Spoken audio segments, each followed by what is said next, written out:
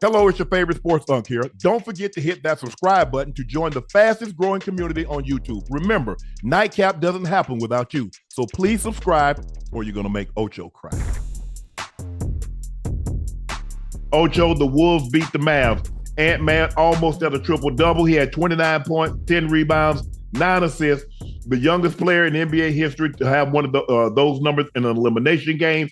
Cat was the difference in the ball game. Shot 9 of 13, 4 of 5 from the three-point line, 3 of 3 from the free throw line.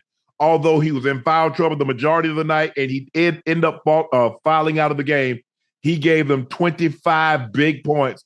And I think he had like 20 or 22 in the second half. But they stave off elimination, force a game 5, and now they're going back to Minnesota trying to keep their playoff. Well, obviously, they don't have to try anything because I told you what was going to happen. They purposely allow themselves to fall into a hole, and they're going to shock the world. I told you. Now, the difference in tonight's game, well, the difference in the first 2 games, first 3, this was game 4, game 3. This was game 4. The difference in the first 3 games was their big 2, Kyrie and Luka. The difference in tonight's game was goddamn Ant-Man and Cat. Cat, game 3, he was horrendous from 3. Cat tonight from 3 was phenomenal. Ant-Man is going to show you why he's the face of the league. I had a lot of people laughing at me, making jokes. What makes you think he's the face of the league? They are 0-3 right now. He's going to show you. He's going to show you. My words never go wrong. And if I say the Wolves are going to win in 7, they're going to win in 7. Now watch. It's never been done before. You're witnessing history. I'm telling you right now, Chad, you're witnessing history. I'm never wrong on stuff like this. I think the difference in tonight's game, Cat was aggressive early. He didn't shoot a 3 ball until late. And then he got the ball. He got started posting up. He started driving the basketball. And then he saw the ball start to go in. And when the ball started to go in, he gained more and more confidence. And he shot those. He wasn't forced. Hey, great swing passes. If you notice tonight, they ran the offense through Ant-Man. Ant-Man had 9 assists. He did a great job. Yeah, he had 6 turnovers, but you put him in a position that's normally Mike Conley's job. They switched the defensive assignments. They put Jaden McDaniels on Kyrie. They put Ant-Man on Luka. That seemed to work. Now, what's going to be the counter? What is going to be Jason Kidd's counter to what he saw tonight? But yeah, the Minnesota won. They played better. They got great production from their big 2, and that's what you have to have. At some point in time, your big 2 is going to have to play the opposition's big 2. And tonight they did, and they got on. They went on the road, and they won a ball game. One small issue. Ant-Man, I know you're going to see this at some point because y'all watch the show.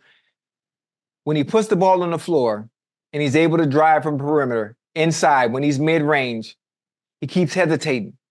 He keeps hesitating after he's missed a shot. After he's missed a shot or 2, man, don't hesitate. Right, man, keep on shooting, man. Pull the trigger every single time. Every single time. There are a few times where he beat his man off the perimeter. He gets inside, mid-range shot, and instead of just taking it, just shooting it, he passing it back out and trying to facilitate. Man, shoot your shot, and it kind of looks like, even though I'm new to the game of basketball, it kind of looks like he's hesitant and is not trusting his shot in certain instances. He got to let that thing go, man. Just pull up. Well, he did overpass the ball a couple of times. He's a 15 to 10 feet away. Go ahead and take that shot.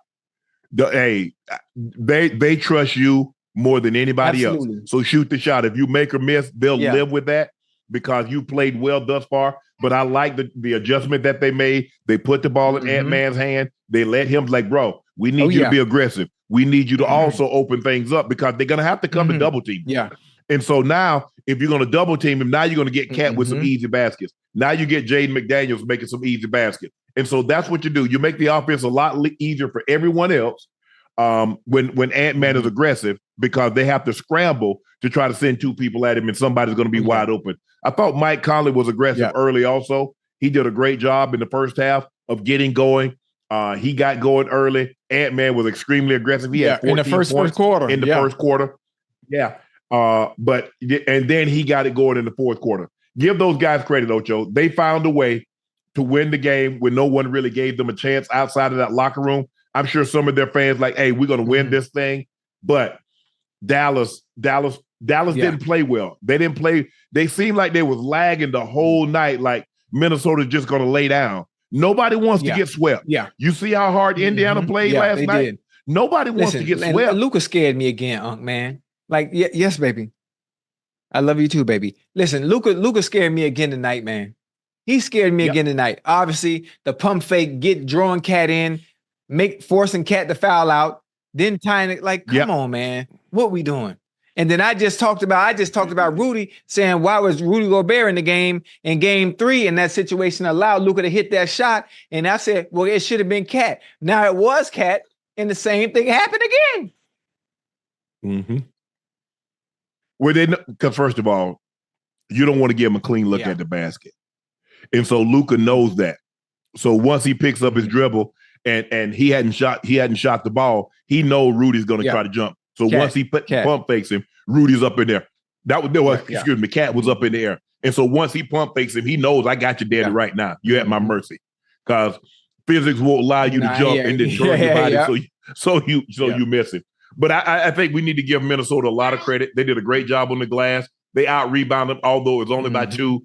But I thought Cat was the difference in the ball game. Yes, Ant-Man was extremely aggressive. 29, what do you have? 28 points. No, he had 29 points, 10 rebounds, 9 assists.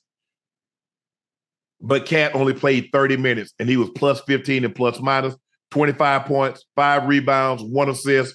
I thought he did a great job of helping Ant tonight because they needed him. They needed Cat. He could not have given them a performance like he's given them in the first 3 games Ocho, where he's shooting 5 or 18.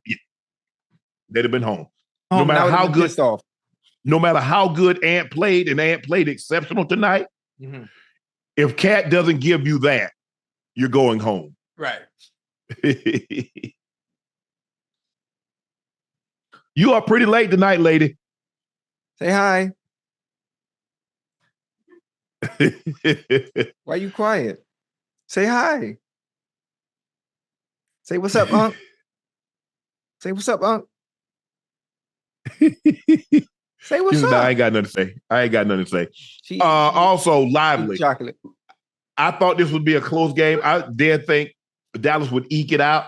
Yeah. But Lively is a different animal. He's more active around the basket than Gafford. And Gafford played well tonight. Yeah. But to be able to rotate those big bodies, they tried to go with Dwight Powell. Luka looked at the bench twice. Like, get him out of here. He fumbled the ball one time. He didn't fit the correct screen. Right. And so Luka looked at the bench for the second time. They took his ass out the game, and he didn't see any more action. Another thing, Ocho, Kleber just got back. He had an AC joint sprain. If he's not going to shoot the ball, he's no good to him. Right. His ability, he's a stretch. So if he can't make shots, why is he on the court? Because they're not going to guard him. Right. And he said that, it's still cumbersome. It hurts to shoot the ball. Yeah. Well, if you're not going to shoot the ball, they're playing 5-on-4. Basically. Because you're not good enough in any other area. You're not a good defender. You're not a great rebounder. You're not a great facilitator. So you don't add anything else to the equation other than your ability to stretch the floor. Right. And if you're not going to stretch the floor by shooting the basketball, what good are your services? Yeah, you're just a liability at that point. Yeah. So Minnesota stave off elimination. They send it back to Minnesota with a 105-100 victory over the Dallas Mavericks. Ant-Man, 29 points, 10 rebounds, 9 assists. Mike Conley had 14 points on 3 of 4 free throws, 1 of 4 from the free throw 3-point line. Cat, 25 big points, 3 of 3 from the free throw line, 4 of 5 from the 3. They got 13 points and 10 rebounds from Rudy Gobert. They got 10 points from Jaden McDaniels. Nikhil Alexander had 6 points. Naz Reid had 6, and Kyle Anderson had 2. And never forget. Like I said, chat, stay with me now. Wolves in 7. We are witnessing history, and it will be made. I don't know about that, Ocho. All right. All right, Ocho, it's time for our first segment of the night, and it's called a News Cap. News Cap. Go, baby. Go, baby. Go, baby. Go, the Celtics sweep the Pacers en route to the final. The Celtics are where they're supposed to be. They were 14 games above and 6.7 better than any other team in the Eastern Conference.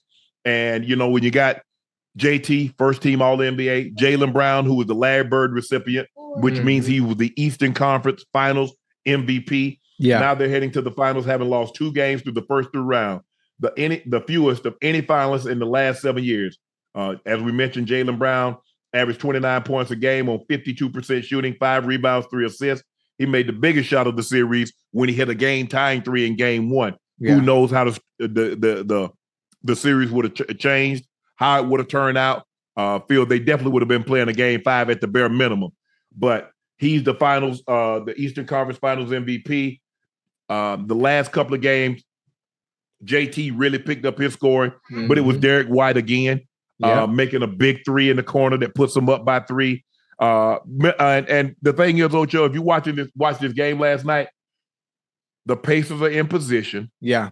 But the inexperience shows its head again. Turnovers. Yeah. And on top of those turnovers, the Celtics got points off of those turnovers as well. Yep. I think the funny thing, but the Pacers fought. Very, very, very, very, very well, and trying to do all they can to make sure it wasn't a sweep. But obviously, without Halliburton, it was already a tall task if he was playing. But without him playing, it was almost impossible. But they did play well. I don't want to get his name the wrong way. Nembhard. Hey boy, young Bull was balling. Yeah, he stepped up. Hey, young Bull left it all on the court last night. Yep. He played well. He played really well. They got a player. They got a player. Now we've seen him take big shots. That big shot that he hit against the Knicks. What was that, game 3? He hit a big shot a couple of years ago. I think he hit a big shot against the Lakers that beat them at the game was tied. Yeah. And or they were up 1. Lakers were up 1. And he ends up hitting a 3 and winning the game. So he's not afraid to take and make big shots. But I was very excited to see how well he played. He's a young player. Yeah, he had some unfortunate turnovers and some crucial situations, but he'll learn from that and he'll be a better player for it. But I like the way he played. And this team, they're gonna be all right. They got to make it being something special. They can be good. Now the East, everybody's gonna free agency is about to hit in the next month or so. And the Knicks think, hey, we can lure somebody in free agency. I'm sure the Sixers are saying, hey, we can lure somebody in free agency.